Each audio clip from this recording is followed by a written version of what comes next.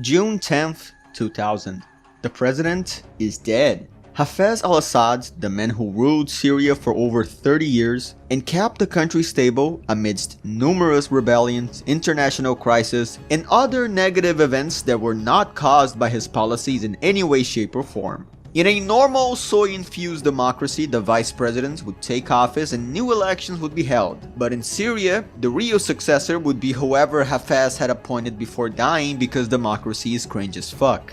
The first man appointed by Hafez was his brother, who was exiled for conspiring against him in the past. Then came his eldest son, Bashar, who was killed in a car accident. So, by process of elimination, the successor was another one of Hafez's sons, an ophthalmologist named Bashar al-Assad. Elections were held exactly 1 month after Hafez's death, with Bashar al-Assad and the Arab Socialist Ba'ath Party winning with 99.74% of the votes, because he was that popular.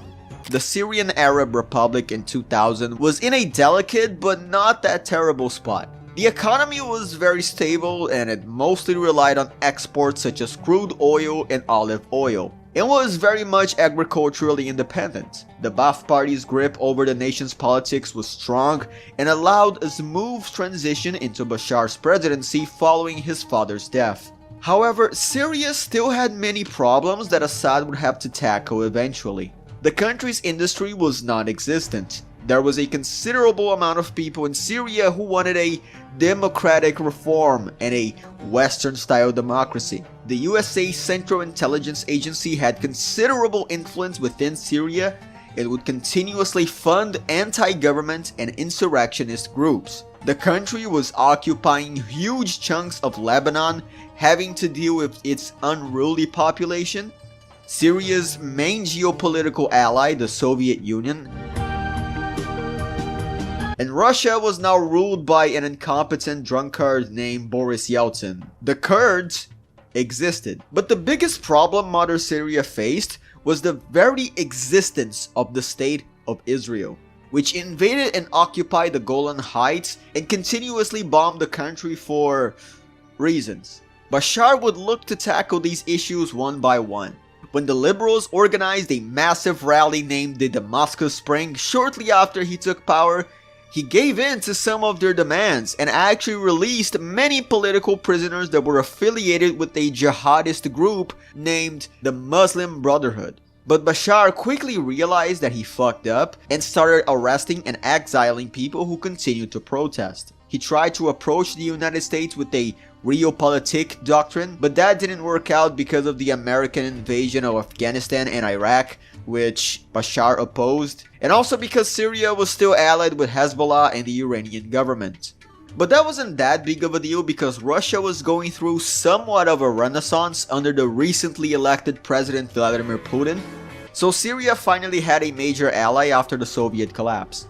In 2005, major protests broke out in Lebanon after this random fucking guy had a car accident or something, I don't know. You see, Hafez al-Assad had occupied parts of Lebanon during that country's civil war, with the intent of unifying both countries into a single political entity, named Greater Syria. But with the protests kicking in and the dream of unification fading away, Bashar finally decided to pull out of the region in 2005.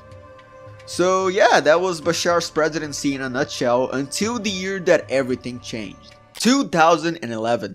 Massive protests and insurrections broke out all across the Middle East and North Africa. Decades of Western interference had led up to this very moment.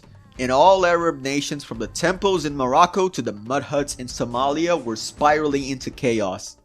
By the end of March, the Arab Spring had arrived in Syria, with thousands of protesters and obvious undercover CIA agents rallying in the capital of Damascus. Just a couple days later, multiple Western nations like the US and England would announce sanctions towards Syria and would call for Assad to resign, as he had quote-unquote lost legitimacy. The UN attempted to pass a resolution that would also call for the resignation of Bashar as president and a military intervention against Syria, but that was vetoed by Russia.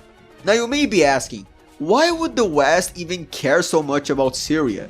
Well, It turns out that not only does the country have massive oil reserves, but there's also a gas pipeline that links the natural gas in Central Asia to the Mediterranean Sea and the EU market. This pipeline goes through Syria, but Bashar had blocked any gas from going through it as part of a deal he made with Vladimir Putin, thus forcing the Europeans to buy gas from Russia.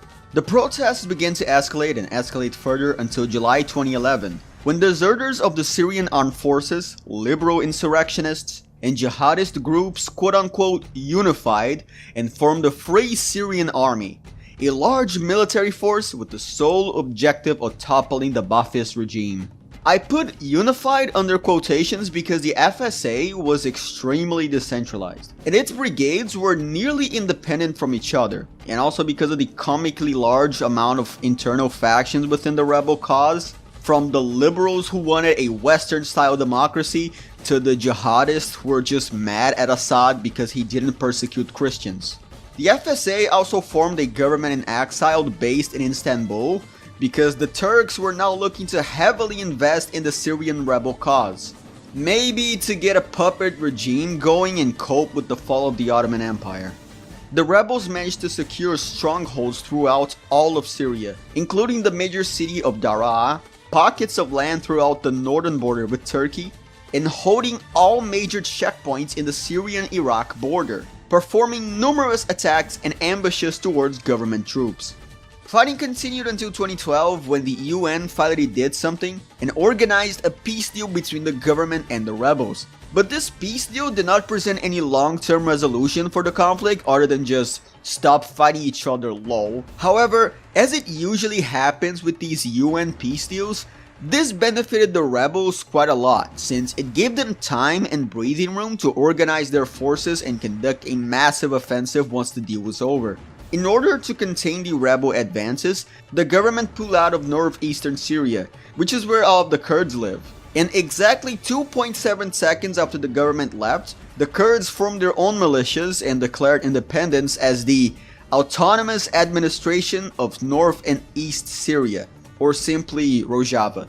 However, this was actually a calculated 200 IQ move by Bashar al-Assad, because now the Kurd rebels and Syrian rebels started killing each other over territorial disputes.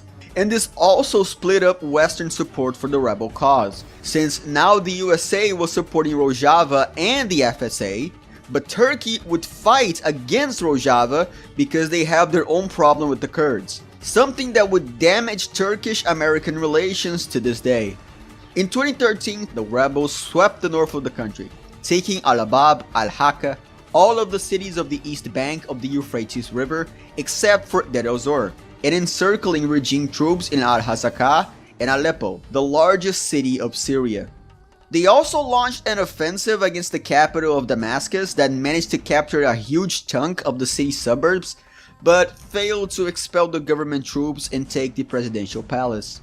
The Kurds also took some territory, but no one cares. Things were looking pretty good for the revolutionaries until this one jihadist group that was a fellow member of the Syrian opposition named Al-Nusra Front made a pretty big announcement. They announced that they were not affiliated with Al-Qaeda in any way, shape or form like many people thought, but they were in fact affiliated with this pretty big jihadist group in Iraq, and were now looking to unify with said group, forming the most powerful and terrific faction in the civil war, composed of military officers specialized in guerrilla warfare and mujahideens from all of the Muslim world. The name of the group that came from such an unholy combination was the Islam.